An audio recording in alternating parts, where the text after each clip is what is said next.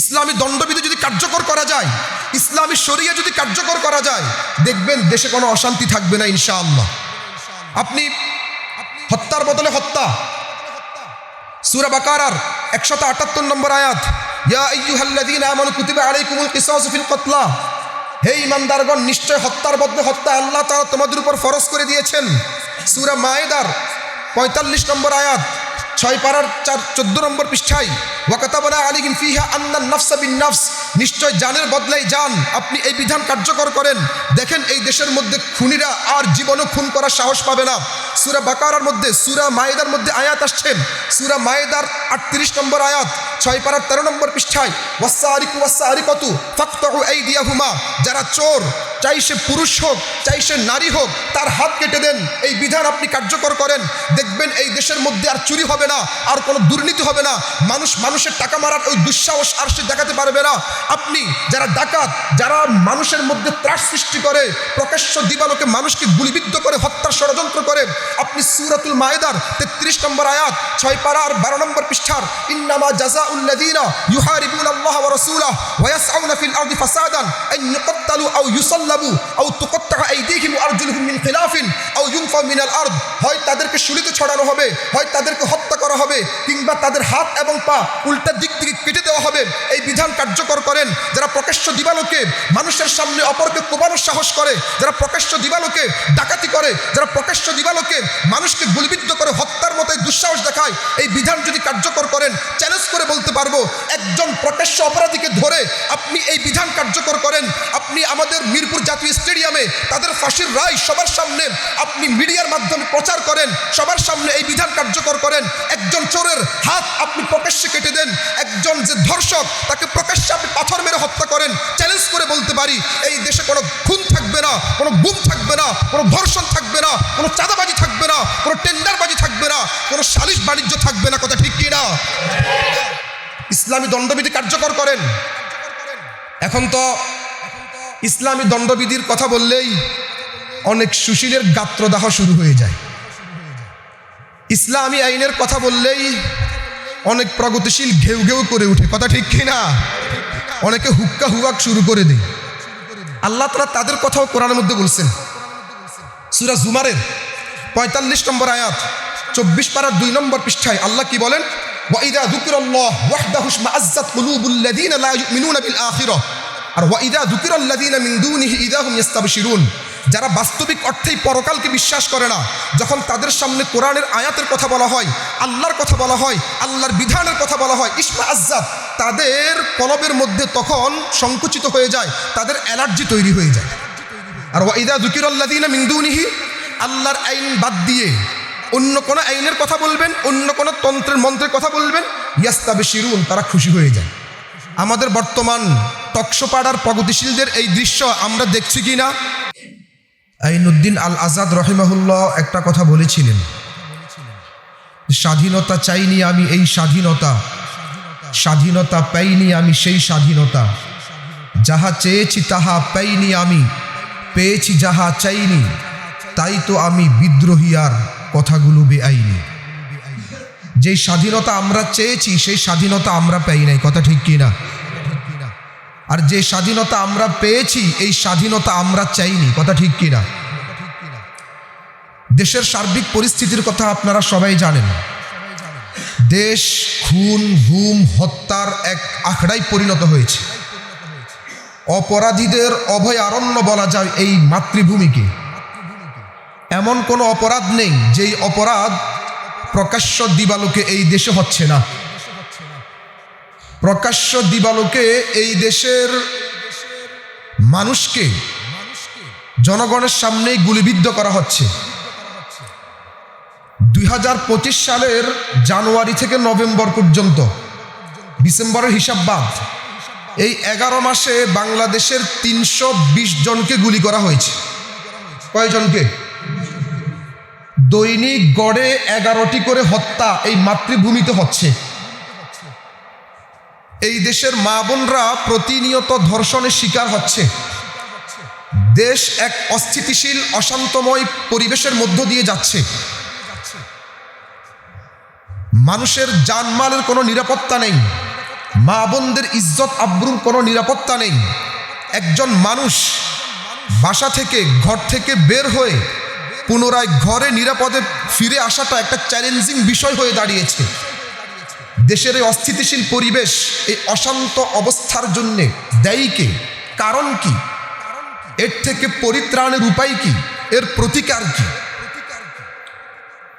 কথাগুলো ভালো করে শুনিয়েন এবং যা বলবো কোরআন ও হাদিসের আলোকেই বলবো, মন গড়া কোনো কথা বলবো না ইনশাআল্লাহ। দেশের এই অস্থিতিশীল অশান্তময় এই পরিবেশের জন্য অন্যতম দায়ী হচ্ছে, অন্যতম কারণ হচ্ছে ধর্মীয় শিক্ষার অভাব। ধর্মীয় শিক্ষার অভাবেই এই দেশে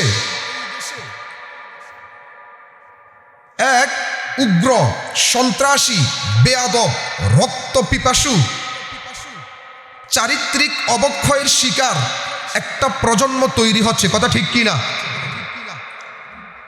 ধর্মীয় শিক্ষা থেকে মানুষ যত দূরে থাকবে তত মানুষের মধ্যে অপরাধ প্রবণতা বাড়তে থাকবে, আর ধর্মীয় শিক্ষা মানুষের মধ্যে যত বেশি থাকবে অপরাধ প্রবণতা তত কমতে থাকবে। মানুষ ধর্মীয় শিক্ষা ছাড়া ধর্মীয় চেতনা লালন করতে পারে না, আর ধর্মীয় চেতনা লালন করা ছাড়া মানুষ অপরাধ থেকে বিরত থাকবে না। এটাই বাস্তবতা।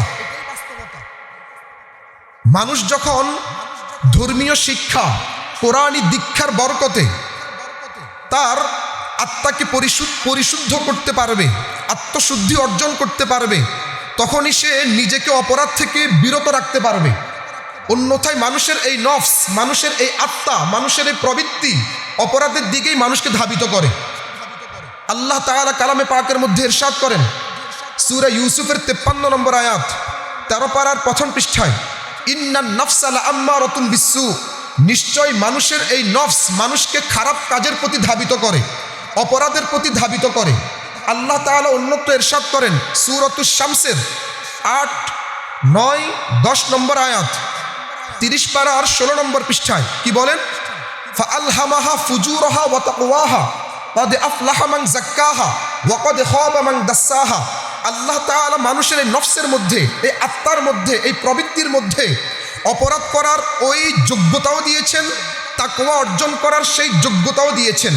ক্বাদ আফলাহা মান যাক্কাহা, সুতরাং যে ব্যক্তি ধর্মীয় শিক্ষা, কোরআনী দীক্ষা, সুন্নাহর অনুসরণ করে আত্মশুদ্ধি অর্জন করবে সেই সফল কাম হয়ে যাবে। ওয়া ক্বাদ খাবা মান দাসসাহা, আর যে ধর্মীয় শিক্ষা থেকে দূরে থাকবে, ধর্মীয় চেতনা থেকে দূরে থাকবে, কোরআনের হেদায়েত থেকে দূরে থাকবে, সেই ধ্বংস হয়ে যাবে। এজন্য অপরাধ প্রবণতা কমাতে হলে ধর্মীয় শিক্ষার কোনো বিকল্প নেই, কোরআনী শিক্ষার কোনো বিকল্প নেই। মানুষ যত কোরআনের সাথে আসবে মানুষের অন্তর তত হেদায়েতে ভরপুর হয়ে যাবে, হেদায়েতের নূরে নূরান্বিত হবে, হেদায়েতের আলোকে মানুষ আলোকিত হবে, অপরাধ জগতের অন্ধকার থেকে মানুষ নিজেকে বিরত রাখতে পারবে। আল্লাহ তাআলা কালামে পাকের মধ্যে ইরশাদ করেন সূরা ইব্রাহিমের প্রথম আয়াত, 13 পারার 14 নম্বর পৃষ্ঠায়, কিতাবুন আনজালনাহু ইলাইকা লিতুখরিজান নাস মিনাজ যুলুমাতি ইলান নূর। হে নবী, আমি আপনার উপর এমন এক কিতাব অবতীর্ণ করেছি, লিতুখরিজান নাস মিনাজ যুলুমাতি ইলান নূর। এই কিতাবের মাধ্যমে আপনি মানুষকে অন্ধকার থেকে আলোর দিকে নিয়ে আসবেন। সুবহানাল্লাহ। আপনি মানুষকে অপরাধের অন্ধকার থেকে ন্যায়ের আলোর দিকে নিয়ে আসবেন, অন্যায়ের অন্ধকার থেকে আপনি মানুষকে ন্যায়ের আলোর দিকে নিয়ে আসবেন, মানুষকে আপনি এক জাহিলি অন্ধকার থেকে ইসলামের আলোর দিকে নিয়ে আসবেন। সুবহানাল্লাহ। ব্যক্তি জীবনে আপনি কোরআন অনুসরণ করবেন, আপনার ব্যক্তি জীবন আলোকিত হবে। পরিবারের মধ্যে আপনি কোরআন অনুসরণ করবেন, কোরআনের শিক্ষা, কোরআনের দীক্ষা গ্রহণ করবেন, আপনার পরিবার আলোকিত হবে। সমাজে আপনি কোরআনের শিক্ষায় সমাজকে গড়ানোর চেষ্টা করবেন, সমাজ আলোকিত হবে। রাষ্ট্রের মধ্যে যদি আপনি কোরআনের শিক্ষাকে বাস্তবায়ন করতে পারেন, রাষ্ট্রও আলোকিত হয়ে যাবে ইনশাআল্লাহ। আল্লাহ তাআলা অন্যত্র ইরশাদ করেন সূরাতুল মায়েদা 15 এবং 14 নম্বর আয়াত, 6 পারার 9 নম্বর পৃষ্ঠায়, ক্বাদ জাআকুম মিনাল্লাহি নূরুন ওয়া কিতাবুম মুবিন ইয়াহদি বিহিল্লাহ মান ইত্তাবা রিদওয়ানাহু সুবুলাস সালাম ওয়া ইখরিজুহুম মিনাজ যুলুমাতি ইলান নূর। আল্লাহ বলেন, হে আমার বান্দারা, কদ জাআকুম মিনাল্লাহ, আল্লাহর পক্ষ থেকে তোমাদের কাছে চলে এসেছে কি? নূরুন ওয়া কিতাবুম মুবিন, আলোকময় এক স্পষ্ট কিতাব। ইয়াহদি বিহিল্লাহু মান ইত্তাবা রিদওয়ানাহু সুবুলাস সালাম, যারা এই কোরআনকে মানবে, কোরআনকে শিখবে, কোরআনের দীক্ষায় দীক্ষিত হবে, কোরআনের আলোয় আলোকিত হবে, সুবুলাস সালাম, আল্লাহ তাআলা তার সামনে শান্তির সকল পথ খুলে দিবেন। সুবহানাল্লাহ। ওয়ায়ুখরিজুহুম মিনাজ যুলুমাতি ইলান নূর, এবং এই কোরআনের দীক্ষায় যারা দীক্ষিত হবে, আল্লাহ তাআলা তাদেরকে অন্ধকার থেকে আলোর দিকে নিয়ে আসবেন। আল্লাহ তাআলা অন্যত্র ইরশাদ করেন সূরাতুল আম্বিয়ার 107 নম্বর আয়াত, 17 পারা 10 নম্বর পৃষ্ঠায়, ওয়ামা আরসালনাকা ইল্লা রাহমাতাল লিল আলামিন, হে নবী, সুম্মা জাআলনাকা আলা শারিআতিন মিনাল আমর, আমি আপনাকে একটা শরীয়ত দান করেছি, ইসলাম নামক এক ধর্ম দান করেছি। কিতাবুন আনজালনাহু ইলাইকা, আমি আপনাকে একটা কিতাব অবতীর্ণ করে আপনাকে একটা কিতাব দান করেছি। কেন? ইল্লা রাহমাতাল লিল আলামিন, এই কিতাব নিয়ে, এই শরীয়ত নিয়ে, এই ইসলাম ধর্ম নিয়ে পৃথিবীতে আপনি আগমন করবেন, রাহমাতাল লিল আলামিন, গোটা জগতের জন্য রহমত হয়ে যাবে। আপনি যেই চেতনা, যেই আদর্শ, যেই উসওয়া, মানুষের সামনে যেই আপনি শরীয়তকে উপস্থাপন করবেন, মানুষ যদি সেটা গ্রহণ করতে পারে, গোটা মানুষ আলোকিত হয়ে যাবে। সমাজ গ্রহণ করলে সমাজ আলোকিত হয়ে যাবে, রাষ্ট্র গ্রহণ করলে রাষ্ট্র আলোকিত হয়ে যাবে। সুবহানাল্লাহ। এজন্য মানুষ যখন ধর্মীয় শিক্ষায় শিক্ষিত হবে, রাসূলের আদর্শে আদর্শিত হবে, অপরাধ প্রবণতা অনেক কমে যাবে। আপনি যখন মানুষকে হত্যার ভয়াবহতা সম্বন্ধে কোরআনের শিক্ষাটা তার অন্তরে ঢুকাই দিতে পারবেন, মানুষ হত্যা থেকে বিরত থাকবে। আপনি যখন তার সামনে সূরা নিসার 93 নম্বর আয়াত, 5 পারার 12 নম্বর পৃষ্ঠা, ওয়ামান ইয়াকতুল মুমিনা মুতাআম্মিদান ফাজাযাউহু জাহান্নামু খালিদান ফিহা ওয়া গাদিবাল্লাহু আলাইহি ওয়া লাআনাহু আ'আদ্দা লাহু আযাবান আযীমা, যখন আপনি মানুষের সামনে এই আয়াত উপস্থাপন করবেন যে নিশ্চয়ই যারা কোনো মুমিনকে হত্যা করে সে কেমন জানি চিরস্থায়ী জাহান্নামী হয়ে গেল, ফাজাযাউহু জাহান্নাম খালিদান ফিহা, কোনো নিরপরাধ মুমিনকে হত্যা করার শাস্তি হচ্ছে সে চিরস্থায়ীভাবে জাহান্নামে যাবে। ওয়া গাদিবাল্লাহু আলাইহি, তার উপর আল্লাহর গজব পড়বে, ওয়া লাআনাহু, তার উপর আল্লাহর লানত পড়বে, ওয়া আ'আদ্দা লাহু আযাবান আযীমা, এবং তার জন্য রয়েছে মহা শাস্তি পরকালে। আপনি যখন একজন মানুষকে কোরআনের এই শিক্ষাটা দিতে পারবেন, সূরাতুল মায়েদার মধ্যে আয়াত আসছে, সূরাতুল মায়েদার 32 নম্বর আয়াত, 6 পারার 12 নম্বর পৃষ্ঠায়, আন্নাহু মান কাতালা নাফসান বিগাইরি নাফসিন আও ফাসাদিন ফিল আরদ ফাকান্নামা কাতালান নাস জামিআ, যে ব্যক্তি নিরপরাধ কোনো মুমিনকে হত্যা করলো সে যেন গোটা জগৎবাসীকে হত্যা করে ফেললো। আপনি যখন একজন মানুষকে রাসূল সাল্লাল্লাহু আলাইহি ওয়াসাল্লামের এই হাদিসটা শোনাতে পারবেন, তিরমিজি শরীফের 1395 নম্বর হাদিস, লা যাওয়ালুদ দুনিয়া আহওয়ানু আলাল্লাহ মিন কতলি রাজুলিন মুসলিমিন, একজন নিরপরাধ মুসলমানকে হত্যা করা গোটা দুনিয়া ধ্বংস করার চেয়েও আল্লাহর কাছে বেশি গুরুতর অপরাধ। এই শিক্ষা যখন একজন মুসলমান পাবে, একজন মুসলমানকে যখন আপনি কোরআন ও হাদিসের এই শিক্ষা দিতে পারবেন, মানুষ যখন ধর্মীয় শিক্ষায় শিক্ষিত হয়ে ধর্মীয় চেতনা অন্তরে লালন করবে, তখন মানুষ অপরাধ থেকে বিরত থাকবে। ধর্মীয় শিক্ষায় শিক্ষিত না হয়ে যত কিছু হোক, ধর্মীয় চেতনা অন্তরে আসবে না, আর ধর্মীয় চেতনা অন্তরে না আসলে মানুষ অপরাধ থেকেও বাঁচতে পারবে না। কথা ঠিক কি না? আপনি দলিল দেখেন, সাহাবায়ে কেরাম এক বর্বর জাতি ছিল। ইসলাম আবির্ভাবের, নবী আগমনের পূর্বে এক রক্ত পিপাসু জাতি ছিল, এক অসভ্য জাতি ছিল এই মক্কার লোকগুলো। কিন্তু যখন এই লোকগুলাই রাসূল সাল্লাল্লাহু আলাইহি ওয়াসাল্লামের সংস্পর্শে আসলো, এই লোকগুলাই যখন কোরআনের দীক্ষায় দীক্ষিত হলো, এই লোকগুলাই যখন শরীয়তের আলোয় আলোকিত হলো, এই লোকগুলাই যখন সুন্নাহর নূরে নূরান্বিত হলো, আল্লাহ তাআলা এই রক্ত পিপাসু জাতিকে সোনার জাতিতে পরিণত করে দিয়েছেন। কথা ঠিক কি না? যেই লোকগুলো নির্বিচারে মানুষ হত্যা করত, যেই লোকগুলো সামান্য থেকে সামান্য বিষয়কে কেন্দ্র করে যুগ যুগ ধরে গোত্রীয় যুদ্ধের মধ্যে নিয়োজিত থাকত, যেই লোকগুলো এত বর্বর ছিল, নিজের কন্যা সন্তানকে নিজেই জীবন্ত কবর দিয়ে হত্যা করত, এই লোকগুলাই যখন কোরআনের শিক্ষায়, কোরআনের দীক্ষায় রাসূলের সংস্পর্শে আসলো, তারা এমন খাঁটি মানুষে পরিণত হলো। আল্লাহ তাআলা তাদের ব্যাপারে ইরশাদ করছেন, রাদিয়াল্লাহু আনহুম ওয়া রাদু আন, আরে এরা তো এমন এক জাতি যারা আল্লাহর উপর রাজি, আল্লাহও যাদের উপর রাজি। সুবহানাল্লাহ। এই বর্বর জাতি, এই অসভ্য জাতি সভ্য হলো কিভাবে? কোরআনের বরকতে, ধর্মীয় শিক্ষার বরকতে। আল্লাহ তাআলা তাদের উপর এমন খুশি হয়ে গেলেন, সূরা তাওবার 100 নম্বর আয়াত 11 পারা 2 নম্বর পৃষ্ঠায়, রাদিয়াল্লাহু আনহুম ওয়া রাদু আন, আল্লাহ তাদের উপর রাজি, তারাও আল্লাহর উপর রাজি। সুবহানাল্লাহ, কত বড় সার্টিফিকেট! শুধু তাই না, আল্লাহ তাআলা এই জাতি সম্বন্ধে ইরশাদ করেছেন, ইন্নাল্লাযীনা ইয়াগুদ্দুনা আসওয়াতাহুম ইনদা রাসূলিল্লাহ উলাইকাল্লাযীনা ইমতাহানাল্লাহু কুলুবাহুম লিত্তাকওয়া। সূরাতুল হুজুরাতের 3 নম্বর আয়াত 26 পারার 14 নম্বর পৃষ্ঠায়। আরে যারা আল্লাহর হাবিবের সামনে নত হয়ে বসে থাকে, এই জামাত, এই সাহাবীদের জামাত তো এত উত্তম জামাত, আল্লাহ তাআলা তাদের অন্তরকে তাকওয়ার জন্য কবুল করে নিয়েছেন। লাহুম মাগফিরাতুন ওয়া আজরুন আযীম। আল্লাহ তাআলা তাদের সবাইকে, তারা যদি কোনো অন্যায়ও করে থাকে, তাদের সকল অন্যায়কে ক্ষমা করে দিয়ে ওয়া আজরুন আযীম, পরকালে তাদের জন্য মহা প্রতিদানের ব্যবস্থা রেখেছেন। সুবহানাল্লাহ। এই জামাত এমন এক জামাত, আল্লাহ তাআলা যে জামাতের ব্যাপারে বলছেন, ওয়া কুল্লান ওয়াদাল্লাহুল হুসনা, সূরা নিসার 95 নম্বর আয়াত 5 পারার 12 নম্বর পৃষ্ঠায়। এই জাতি, এই জামাত, সাহাবীদের এই জাতি, এই জামাত এমন একটা জামাত, আল্লাহ তাআলা তাদের সবার জন্য জান্নাতের ওয়াদা করে দিয়েছেন। সুবহানাল্লাহ। এই বর্বর জাতিগুলো, বর্বর মানুষগুলো, এই অসভ্য মানুষগুলো, রক্ত পিপাসু মানুষগুলো কিভাবে এত আল্লাহর কাছে প্রিয় হয়ে গেল? কোরআনের সংস্পর্শে, ধর্মীয় শিক্ষার আলোকে, রাসূল সাল্লাল্লাহু আলাইহি ওয়াসাল্লামের সংস্পর্শের বরকতে, আর কিচ্ছু না।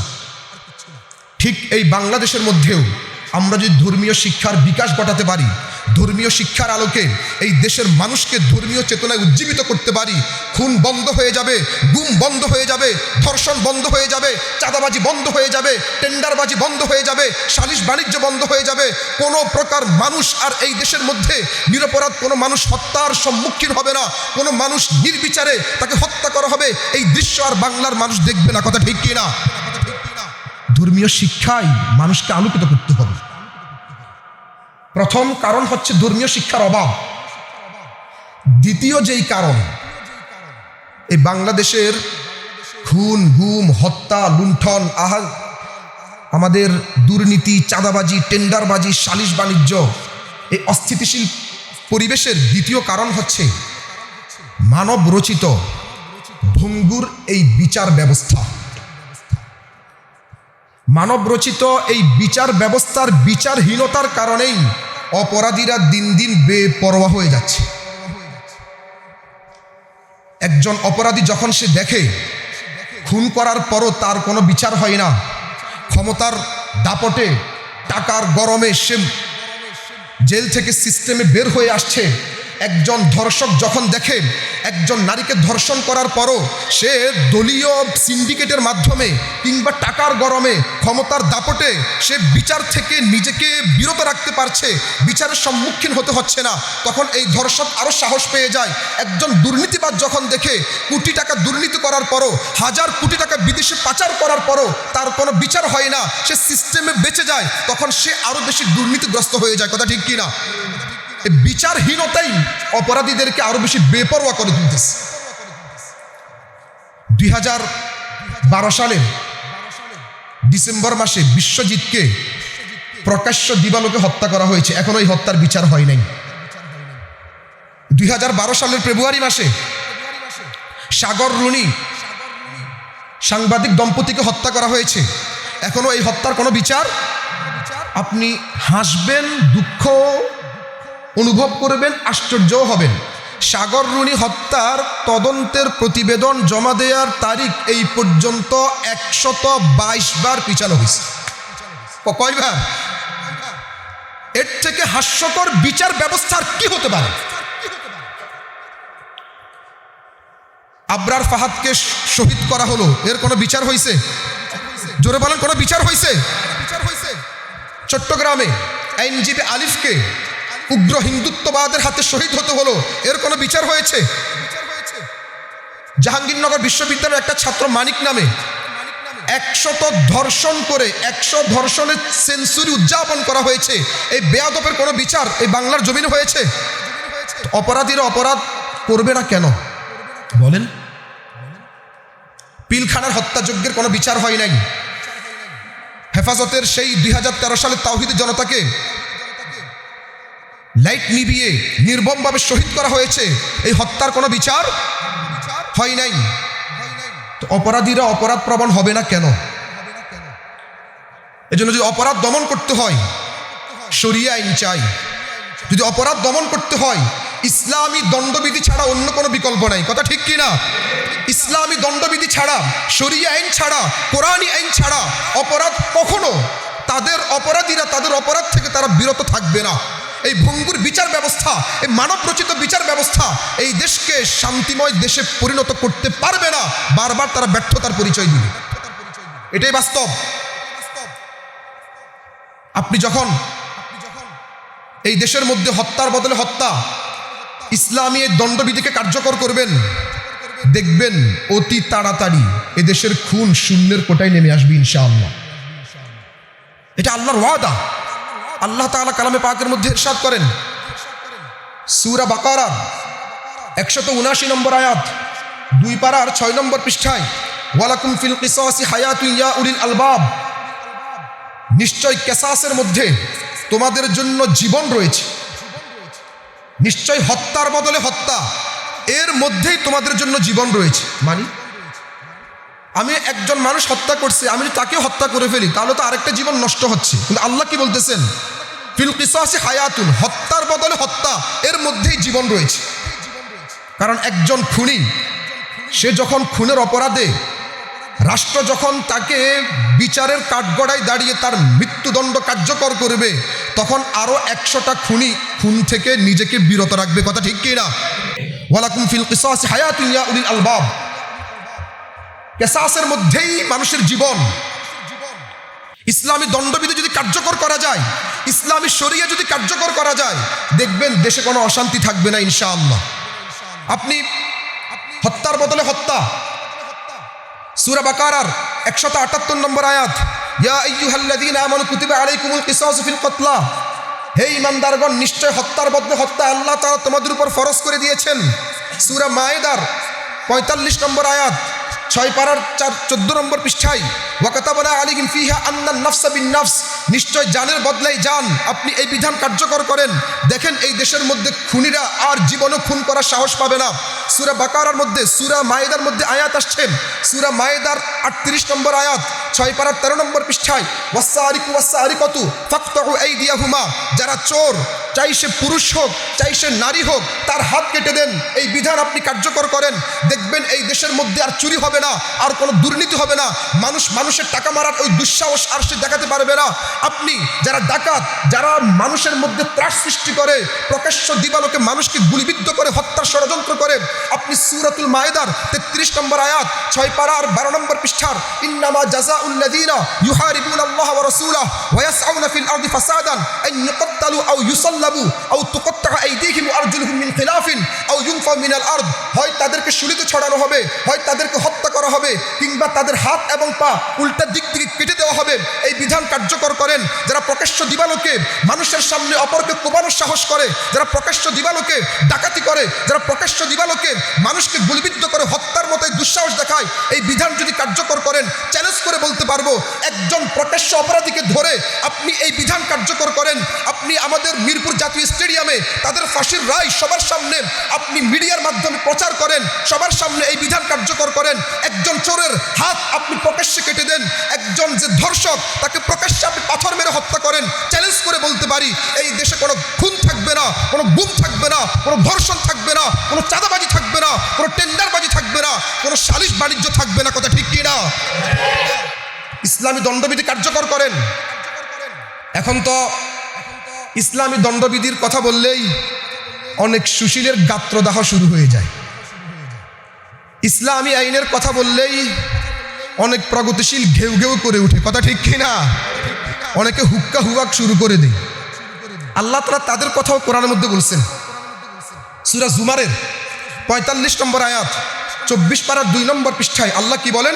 ওয়া ইযা যুকিরাল্লাহ ওয়াহদাহু ইশমাআজ্জাত কুলুবুল লাযীনা লা ইউমিনুনা বিল আখিরাহ, আর ওয়া ইযা যুকিরাল্লাযীনা মিন দুনিহি ইযা হুম ইস্তাবশিরুন, যারা বাস্তবিক অর্থেই পরকালকে বিশ্বাস করে না, যখন তাদের সামনে কোরআনের আয়াতের কথা বলা হয়, আল্লাহর কথা বলা হয়, আল্লাহর বিধানের কথা বলা হয়, ইশমাআজ্জাত, তাদের কলবের মধ্যে তখন সংকুচিত হয়ে যায়, তাদের অ্যালার্জি তৈরি হয়ে যায়। আর ওয়া ইযা যুকিরাল্লাযীনা মিন দুনিহি, আল্লাহর আইন বাদ দিয়ে অন্য কোনো আইনের কথা বলবেন, অন্য কোনো তন্ত্রের মন্ত্রের কথা বলবেন, ইয়াস্তাবশিরুন, তারা খুশি হয়ে যায়। আমাদের বর্তমান টকশোপাড়ার প্রগতিশীলদের এই দৃশ্য আমরা দেখছি কি না? ইসলামী আইনের কথা বললে এদের গাত্রদাহ শুরু হয়ে যায়। তারা ইসলামী আইনকে, ইসলামী দণ্ডবিধিকে বর্বরতা, উগ্রতা, সেকেলে বলে গালি দেওয়ারও চেষ্টা করে। আমরা স্পষ্ট ভাষায় ফতুয়া দিচ্ছি, ইসলামী দণ্ডবিধিকে, ইসলামী আইনকে, কোরআনী আইনকে, শরিয়া আইনকে যারা সেকেলে, বর্বরতা, উগ্রতা বলে ঠাট্টা বিদ্রুপ করবে, তারা বেঈমান, তারা মুরতাদ, তারা কাফের। কথা ঠিক কি না? এটা কোরআনের কথা, আমার কথা না ভাই। আমি আগেও বলেছি, আমি নিজ থেকে কোনো কথা বলবো না। সূরা তাওবার মধ্যে আয়াত আসছে, সূরা তাওবার 65 এবং 66 নম্বর আয়াত, 10 পারা 16 নম্বর পৃষ্ঠায়, কুল আবিল্লাহি ওয়া আয়াতিহি ওয়া রাসূলিহি কুনতুম তাস্তাহজিউন লা তা'তাযিরু ক্বাদ কাফারতুম বা'দা ঈমানিকুম।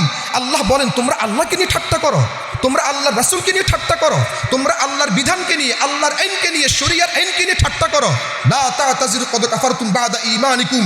যদি ঈমানও এনে থাকস, এই অপরাধের কারণে ক্বাদ কাফারতুম, তোরা সব কাফের হয়ে গেছিস। তাহলে এটা আমার কথা না আল্লাহর কথা? যারা শরিয়া আইনকে সেকেলে বলে, ধর্মীয় আইনকে তারা উগ্রতা বলে, বর্বরতা বলে ঠাট্টা বিদ্রুপ করবে, গালি দিবে, তারা সবাই, জোরে বলেন, তারা সবাই। শুধু এতটুকু না, যারা ইসলামী দণ্ডবিধিকে অপছন্দ করবে তারাও কাফের। আল্লাহ তাআলা কালামে পাকের মধ্যে ইরশাদ করেন সূরা মুহাম্মাদের 9 নম্বর আয়াত, 26 পারার 6 নম্বর পৃষ্ঠায়, যালিকা বিআন্নাহুম কারিহু মা আনজালাল্লাহ। যারা আল্লাহর নাজিলকৃত বিধানকে অপছন্দ করবে, ফাআহবাতা আমালাহুম, আল্লাহ তাদেরকে মুরতাদ সাব্যস্ত করে তাদের অতীতের সকল নেক আমলকে বরবাদ করে দিবে। শুধু তাই না, যারা এই বিশ্বাস লালন করে, বিশ্বায়নের এই যুগে, আধুনিকায়নের এই যুগে, গ্লোবালাইজেশনের এই যুগে ধর্মীয় আইন চলে না, শরিয়া আইন চলে না, ইসলামী দণ্ডবিধি মানা যাবে না, এই বিশ্বাস যে লালন করবে, এই আকীদা যে পোষণ করবে, সেও কাফের। সেও কি? জোরে বলেন, সেও কি? কোরআনের মধ্যে আল্লাহ তাআলা ইরশাদ করেন সূরা মায়েদার 44 নম্বর আয়াত, 6 পারার 14 নম্বর পৃষ্ঠায়, ওয়ামাল্লাম ইয়াহকুম বিমা আনজালাল্লাহ ফাউলাইকা হুমুল কাফিরুন। আল্লাহর নাজিলকৃত বিধানের আলোকে যে ফয়সালা করবে না, সে কাফের। স্পষ্ট কথা, ফাউলাইকা হুমুল কাফিরুন। আল্লাহ তাআলা অন্যত্র ইরশাদ করেন সূরা নিসার 65 নম্বর আয়াত, 5 পারা 7 নম্বর পৃষ্ঠায়, ফালা ওয়া রাব্বিকা লা ইউমিনুন।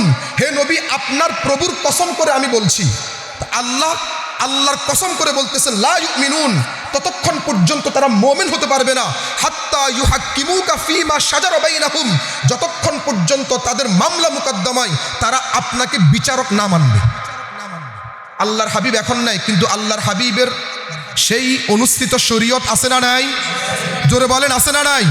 তাহলে যারা আল্লাহর হাবিবের শরীয়তকে, এই কোরআনী আইনকে, ইসলামী বিধানকে, ইসলামী আইনকে তাদের মামলা মুকদ্দমায় বিচারক হিসেবে মানবে না, আল্লাহ তাআলার ঘোষণা, ফালা ওয়া রাব্বিকা লা ইউমিনুন, আপনার প্রভুর কসম, তারা মুমিন না। আপনি নিজেকে তো মুমিন দাবি করতেছেন, আল্লাহ বলতেছে আপনি মুমিন না। সূরা নিসার 60 নম্বর আয়াত, 5 পারার 6 নম্বর পৃষ্ঠায় আল্লাহ কি বলেন, আলাম তারা ইলাল্লাযীনা ইয়াজউমুন আন্নাহুম আমানু বিমা উনজিলা ইলাইকা ওয়া মা উনজিলা মিন ক্বাবলিক ইউরিদুন আন ইয়াতাহাক্কামু ইলা আত-তাগুত ওয়া ক্বাদ উমিরু আন ইয়াকফুরু বি। হে নবী, আপনি কি ওইসব লোকদেরকে দেখেছেন যারা নিজেদেরকে মুমিন দাবি করে, তারা দাবি করে তারা আল্লাহকে বিশ্বাস করে, তারা দাবি করে তারা পরকালকে বিশ্বাস করে, অথচ এই লোকগুলো ইউরিদুন আন ইয়াতাহাক্কামু ইলা আত-তাগুত, তারা বিচার কার্যে আল্লাহকে না মেনে তাগুতের কাছে যায়। কার কাছে যায়? তাগুত। তাগুত কারা? তাগুত হচ্ছে আল্লাহকে বাদ দিয়ে যেই ব্যক্তির, যেই ব্যক্তিত্বের, যেই মতবাদের, যেই আইনের শাসন মেনে নেওয়া হয়, যেই ব্যক্তিকে আল্লাহর স্থানে স্থলাভিষিক্ত করা হয়, সেই তাগুত। আপনি যদি কোনো পীরকে সেজদা দেন, ওই পীর তাগুত, কারণ সেজদার পাওয়ার একমাত্র মালিককে, তাহলে ওই পীর তাগুত। আপনি যদি কোনো মাজারকে সেজদা দেন, ওই মাজার তাগুত। এই ইনিল হুকমু ইল্লা লিল্লাহ, হুকুম চলবে একমাত্র কার? কার? আপনি যদি আল্লাহর হুকুম বাদ দিয়ে অন্য কারো হুকুমকে মেনে নেন, অন্য কারো মানব রচিত আইনকে মেনে নেন, ওই রচিত আইন তাগুত। আল্লাহ বলেন তারা নিজেদেরকে মুমিন দাবি করে, কিন্তু তারা ইউরিদুন আন ইয়াতাহাক্কামু ইলা আত-তাগুত, তারা তাদের বিচার কার্যে তাগুতের কাছে যায়। অথচ ওয়াকাদ উমিরু আন ইয়াকফুরু বি, অথচ ঈমান আনার জন্য প্রথমত শর্ত হচ্ছে তাগুতকে অস্বীকার করতে হবে। আল্লাহর স্বীকার পরে, তাগুতের অস্বীকার আগে। প্রথমে লা ইলাহা ইল্লাল্লাহ। প্রথম হচ্ছে কোনো মাবুদ নাই, কোনো তাগুত নাই, আল্লাহ ছাড়া কেউ নাই। প্রথমে আল্লাহ আল্লাহর কথা আনে নাই। প্রথম হচ্ছে সবগুলোকে অস্বীকার করো। সবগুলোকে অস্বীকার করার পরে এবার আল্লাহকে স্বীকার করে নাও। লা ইলাহা, কোনো তাগুত নাই, আছে একমাত্র ইল্লাল্লাহ। আইন প্রণত একমাত্র কে? ওয়াকাদ উমিরু আন ইয়াকফুরু বি। কিন্তু আমরা তাগুতের দ্বারস্থ হচ্ছি আর আমরা নিজেকে মুমিন দাবি করতেছি এবং তাগুতের পক্ষে আমরা সাফাই গাইতেছি। আপনি দেখবেন বিভিন্ন টকশোতে যখন ওলামা একরাম একটু বলতে চায় যে আমরা শরিয়া আইন কায়েম করব, রাষ্ট্রের ক্ষমতা পেলে, ক্ষমতায় গেলে আমরা শরিয়া আইন বাস্তবায়ন করব, তারা সেট করে উঠে। তাদের গার ভিতরে তখন কেমন জানি কে যেন গরম পানি মারছে। হ্যাঁ, তাহলে কি আপনারা দেশকে আফগানিস্তান বানাবেন? একটা ডায়লগ পাইছে এখন, আপনারা কি দেশকে আফগানিস্তান বানাতে চান? আচ্ছা, আপনারা যদি শরিয়া আইন কায়েম করেন তাহলে কি আপনার নারীদের শিক্ষা বন্ধ করে দিবেন? পাইছে একটা কথা। আচ্ছা, আপনারা যদি শরিয়া আইন কায়েম করতে চান তখন কি নারীরা কি ঘর থেকে বের হতে পারবে? আচ্ছা, আপনারা যে শরিয়া আইন কায়েম করার কথা বলেন, কোন দেশে কি এর মডেল আছে? এরকম প্রশ্ন করে ওলামায়ে কেরামকে বারবার দুর্বল করতে চায়। চাই কি চাই না? ওলামায়ে কেরামও মিডিয়া হ্যারাসমেন্টের ভয়ে, মিডিয়া সন্ত্রাসের ভয়ে একটু নমনীয় হয়ে যায়। তারাও তখন নমনম করতে থাকে। আর নমনম কেন হব? ইটের জবাবে পাটকেল মারতে হবে। তারা যদি আমাদের প্রশ্ন করে আপনারা ক্ষমতায় গেলে রাষ্ট্রীয় আইন কায়েম করবেন, তাহলে কি রাষ্ট্রে আপনারা ইসলামী আইন কায়েম করবেন? তাহলে কি দেশকে আফগানিস্তান বানাবেন? আমাদের পাল্টা প্রশ্ন করা উচিত, তোমরা ক্ষমতায় গেলে কি বানাতে চাও? তোমরা গণতন্ত্রকে প্রতিষ্ঠা করতে চাও? কোন দেশের গণতন্ত্র প্রতিষ্ঠা করতে চাও? তোমরা আমেরিকার না ভারতের, দিল্লির না ওয়াশিংটনের? তোমরাও জবাব দাও। আমরা দেশকে আফগান বানাবো কি বানাবো না সেটা পরে, তোমরা কি বানাবো সেটা জবাব দাও। তোমরা আমেরিকার গণতন্ত্র প্রতিষ্ঠা করতে চাও, যে আমেরিকার মধ্যে বৎসরে 20,000 মানুষ খুনের শিকার হয়। কয় হাজার মানুষ? মুদ্রার এপিঠ সবাই দেখেন, ওই পিঠ কেউ দেখে না। আমেরিকার মধ্যে প্রতি বছর মানুষ খুন হয় কত? আশ্চর্য হয়ে যাবেন, আমেরিকার মধ্যে প্রতি বছর আত্মহত্যা করে অশান্তির কারণে 50,000 মানুষ। কয় হাজার মানুষ? আমেরিকার রাষ্ট্রীয় প্রশাসনের সহযোগিতায় বিচার বহির্ভূত হত্যা হয় প্রতি বছর 2,000 মানুষ। সে আমেরিকার গণতন্ত্র তোমরা বাস্তবায়ন করতে চাও? ক্ষমতায় গেলে তোমরা সে আমেরিকা বানাতে চাও দেশটাকে? আমাদেরও প্রশ্ন করা উচিত তাদেরকে, যে আমেরিকা কোনো কারণ ছাড়া জাপানের হিরোশিমা নাগাসাকির মধ্যে পারমাণবিক বোমা মেরে 2.5 লক্ষ মানুষকে হত্যা করেছে, সেই আমেরিকার গণতন্ত্র আমরা বাস্তবায়ন করতে দিতে পারি না। কথা ঠিক কিনা? যে আমেরিকা ইরাকের 5 লক্ষ মুসলমানকে শহীদ করে দিয়েছে, যেই আমেরিকা ফিলিস্তিনের মধ্যে ইসরায়েলের প্রত্যক্ষ পরোক্ষ সহযোগিতা দিয়ে ইসরায়েলকে লক্ষ লক্ষ মানুষ শহীদ করে দিচ্ছে, যেই আমেরিকা আফগানিস্তানের মধ্যে 2.5 লক্ষ মানুষকে শহীদ করে দিয়েছে, সেই আমেরিকার গণতন্ত্র আমরা কখনো প্রতিষ্ঠা করতে এই দেশে দিব? আমাদের পাল্টা প্রশ্ন করা উচিত, তোমরা কোন দেশ অনুযায়ী গণতন্ত্র প্রতিষ্ঠা করবা, নাকি তোমরা ভারতের গণতন্ত্র প্রতিষ্ঠা করবা? ভারতের অবস্থা জানেন? ভারতে প্রতিদিন গড়ে 75 থেকে 80 জন মানুষ খুন হয়। কয়টা? 75 থেকে। ভারতে প্রতিদিন গড়ে 100 মা বোন ধর্ষণের শিকার হয়। কতজন? জোরে বলেন না, কতজন?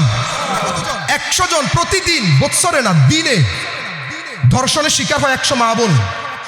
আরো আশ্চর্য হয়ে যাবেন, ভারতে প্রতি বৎসর গড়ে 1.5 লক্ষ মানুষ, আই রিপিট 1.5 লক্ষ মানুষ আত্মহত্যা করে। কত মানুষ আত্মহত্যা করে?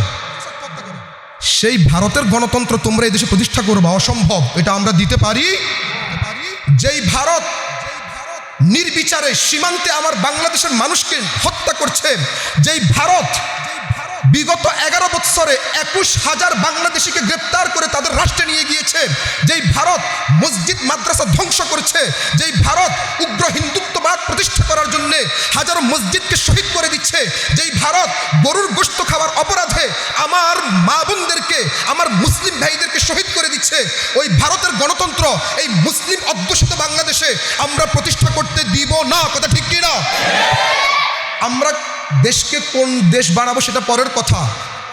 তোমাদের আমেরিকা বানাতে দিব না আমরা, তোমাদের ভারত বানাতে দিব না আমরা। কত ধানে কত চাল প্রশ্ন আমাদেরও করা উচিত, নমনম না করে তাদেরকে প্রশ্ন করা উচিত, তখন বুঝে যাবে কত ধানে কত চাল। দেশটাকে আফগান বানাবেন, এ আশ্চর্য। হ্যাঁ, আমরা এদেশে শরিয়া কায়েম করতে চাই, কথা ঠিক কি না? আমরা এই দেশে ইসলামী আইন, ইসলামী হুকুমত বাস্তবায়ন করতে চাই, কথা ঠিক কি না? আমরা এই দেশে শরিয়া প্রতিষ্ঠার ক্ষেত্রে আফগানিস্তান বানাতে চাই, কথা ঠিক কি না? রাগদাগ ছাড়াই বলবো, আমরা শরিয়া প্রতিষ্ঠার ক্ষেত্রে আমরা আফগানিস্তান বানাবো দেশকে। সমস্যা তোমার? তুমি যদি আমেরিকার দালালি করতে পারো, তুমি যদি দিল্লির দালালি করতে পারো, আমরা কেন আফগানিস্তানের দালালি করতে পারবো না? আমরা স্পষ্ট ভাষায় বলছি, এই হত্যা, এই খুন, এই গুম, এই নির্যাতন, এই দুর্নীতি, এই চাঁদাবাজি বন্ধের অন্যতম একটা মাধ্যম হচ্ছে ইসলামী দণ্ডবিধি কায়েম করা, শরিয়া আইন কায়েম করা। এছাড়া অস্থিতিশীল এই বাংলাদেশ কখনো স্থিতিশীল রাষ্ট্রে পরিণত হতে পারে না, পারবেও না। আল্লাহ তাআলার হাবিব রাসূল সাল্লাল্লাহু আলাইহি ওয়াসাল্লাম কালামে পাকের মধ্যে ইরশাদ করেন, রাসূল সাল্লাল্লাহু আলাইহি ওয়াসাল্লাম হাদিসের মধ্যে ইরশাদ করেন, তিরমিজি শরীফের হাদিস, তিরমিজি শরীফের 2906 নম্বর হাদিস, হযরত আলী ইবনে আবু তালেব আমিরুল মুমিনিন হযরত আলী রাদিয়াল্লাহু তাআলা বলেন, একদিন রাসূল সাল্লাল্লাহু আলাইহি ওয়াসাল্লাম বললেন, হে আমার সাহাবীরা, আলা সাতাকুনু ফিতনা, সায়াকুনু বাদি ফিতনা, হে আমার সাহাবীরা, আমার পরে অনেক ফিতনা হবে। ফাকুলতু মাল মাখরাজ মিনহা ইয়া রাসূলুল্লাহ, আমি আলী তখন আল্লাহর হাবিবকে প্রশ্ন করলাম, ইয়া রাসূলুল্লাহ, ইয়া হাবিব আল্লাহ, যখন ফিতনা হবে এই ফিতনা থেকে বাঁচার উপায় কি, এই ফিতনা থেকে পরিত্রাণের উপায় কি? আল্লাহর হাবিব তখন বলেন, কিতাবুল্লাহ। সুবহানাল্লাহ, কি বলেন আল্লাহর হাবিব? কিতাবুল্লাহ। এই ফিতনা থেকে, এই অস্থিতিশীল পরিবেশ থেকে, এই অশান্তময় দেশকে শান্তি করতে হলে একটাই রাস্তা, কিতাবুল্লাহ। সেটা হচ্ছে কি? আল্লাহর কিতাব। ফিকি হুকমু মা বাইনাকুম, সেখানেই তোমাদের যাবতীয় সমস্যার ফয়সালা দেয়া রয়েছে। এরপরে আল্লাহর হাবিব বলেন, মান তারাকাহু মিন জাব্বারিন কাসামাহুল্লাহ, যে ব্যক্তি অহংকার করে আধুনিকতার নামে, প্রগতিশীলতার নামে এই কোরআনকে ছেড়ে দিবে, কাসামাহুল্লাহ, আল্লাহ তাদেরকে লাঞ্ছিত করে ছাড়বেন। এবং মানিবতাগল হুদা বিগাইরিহি, যে কোরআনকে বাদ দিয়ে হেদায়েত চাইবে, আদাল্লাহুল্লাহ, আল্লাহ তাদেরকে গুমরাহ করবেন। এরপরে আল্লাহ হাবিব বলেন, হুয়া হাবলুল্লাহিল মাতিন, হুয়া যিকরুল হাকিম, হুয়া সিরাতুল মুস্তাকিম, এটাই আল্লাহর মজবুত রশি, এটাই আল্লাহ প্রদত্ত জিকির উপদেশ, এটাই আল্লাহ প্রদত্ত হেদায়েতের রাস্তা। কোরআনকে বাদ দিয়ে, কোরআনের আইনকে বাদ দিয়ে, ইসলামী দণ্ডবিধিকে বাদ দিয়ে কোনো অবস্থাতেই আল্লাহ প্রদত্ত শান্তি আমরা আশা করতে পারি? এটা আমাদের বিশ্বাস। আমি শেষ করে দিচ্ছি, হযরত ওমরের একটা উক্তি আপনাদের সামনে উপস্থাপন করছি। ওমর রাদিয়াল্লাহু বলেছিলেন, আমিরুল মুমিনিন হযরত ওমর, হাদিস আসছে আল মুস্তাদরাক আলা সহিহাইনের মধ্যে হাদিসটা আসছে, মুস্তাদরাক হাকিমের 207 নম্বর হাদিস। আল্লাহর হাবিবের এই প্রিয় সাহাবী, ইসলামের দ্বিতীয় খলিফা, অর্ধজাহান যিনি পরিচালনা করেছেন, সেই ওমর বলেছেন, কি বলেছেন? ইন্না কুন্না আদাল্লা কওমিন, হে আমার সম্প্রদায়, আমরা ছিলাম এক লাঞ্ছিত, এক অসভ্য জাতি। ফাআযানাল্লাহ বিল ইসলাম, অতঃপর আল্লাহ তাআলা আমাদেরকে সম্মানিত করেছেন ইসলামের বদৌলতে। সুবহানাল্লাহ। ফামাহমা নাতলুবুল ইজ্জা বিগাইরি মা আ'আযানাল্লাহু বিহি আই বিল ইসলাম আদাল্লানাল্লাহ, সুতরাং যখনই আমরা ইসলামকে বাদ দিয়ে অন্য রাস্তায় সম্মান তালাশ করব, আদাল্লানাল্লাহ, তখনই আল্লাহ আমাদের লাঞ্ছিত করবেন। এটা কার কথা? আমার কথা, হযরত ওমরের কথা। উনি বলেছেন, এই উম্মাহকে আল্লাহ সম্মানিত করেছেন ইসলামের মাধ্যমে, সুতরাং ইসলাম বাদ দিয়ে অন্য কোনো তন্ত্র, অন্য কোনো মন্ত্র, অন্য কোনো আদর্শের মাধ্যমে যদি আমরা শান্তি তালাশ করি, আদাল্লানাল্লাহ, আল্লাহ আমাদেরকে লাঞ্ছিত করবেন। এজন্য ইসলামী দণ্ডবিধি কায়েম হলে অপরাধ কমে যাবে। আশ্চর্যের বিষয় কি জানেন? একদিকে প্রশাসনের লোকেরা, সরকারি লোকেরা ইসলামী দণ্ডবিধিকে বর্বরতা বলে, উগ্রতা বলে এড়িয়ে যাওয়ার চেষ্টা করে, অন্যদিকে বিগত 25 বছরে এই বাংলাদেশে প্রশাসনের সহযোগিতায় 4266 বিচার বহির্ভূত হত্যা হয়েছে। কয়টা? 4266টি বিচার বহির্ভূত হত্যা। মানে কি? কোনো সাধারণ মানুষ হত্যাগুলো করে নাই, পুলিশ করছে, আর্মি করছে, র্যাব করছে, বিডিআর করছে, ডিবি করছে। সরকারি প্রশাসনের সহযোগিতায় 4266 জনকে এই বাংলার মাটিতে হত্যা করা হয়েছে। এমনি আবার ইসলামী দণ্ডবিধি কায়েম করবে না, এটা উগ্রতা। 4266 থেকে 4000 বাদ দিন, যদি 266 জনকে প্রকাশ্য দিবালোকে খুন যদি সাব্যস্ত হয়, অপরাধ যদি সাব্যস্ত হয়, মিরপুর জাতীয় স্টেডিয়ামে কিংবা কোনো চৌরাস্তার মাথায় যদি তাদেরকে শরিয়া আইন বাস্তবায়ন করা হতো তাদের উপরে, ওয়াল ইয়াশহাদু আযাবাহুমা তাইফাতুম মিনাল মুমিনিন, সূরা নূরের 2 নম্বর আয়াত, কোনো হত্যা, কোনো ইসলামী দণ্ডবিধি কায়েম করতে যেন একদল মুমিন উপস্থিত থাকে, হাজারো মানুষের উপস্থিতিতে স্টেডিয়ামে যদি 266 জনকে ইসলামী দণ্ডবিধির আলোকে হত্যা করা হতো, দেশের খুন গুম হত্যা সব বন্ধ হয়ে যেত। কথা ঠিক কি না? এই ইসলামের দণ্ডবিধি শুধু খুনিদেরকে হত্যা করার জন্য আসলে আসে নাই, বরং ইসলামী দণ্ডবিধির 2টা উদ্দেশ্য। একটা হচ্ছে খুনিদের শায়েস্তা করা, অপরাধীদের শায়েস্তা করা, আর একটা হচ্ছে অপরাধীদের শায়েস্তা করার মাধ্যমে ভয় সৃষ্টি করে দেশের নিরাপত্তা নিশ্চিত করা।